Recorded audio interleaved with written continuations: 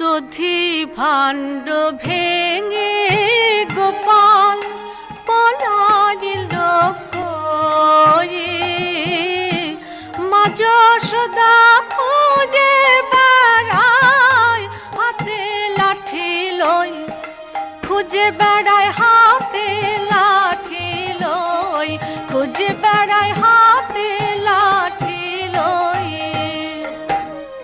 কভু ডাকে গোপাল কোথায়, কভু নীলমণি, চেয়ে দেখে পাশের ঘরে কৃষ্ণ খায় ননি, চুরি করে কৃষ্ণ খায় ননি, চুরি করে কৃষ্ণ খায় ননি। আজ ধরা পড়ল বালক বেশে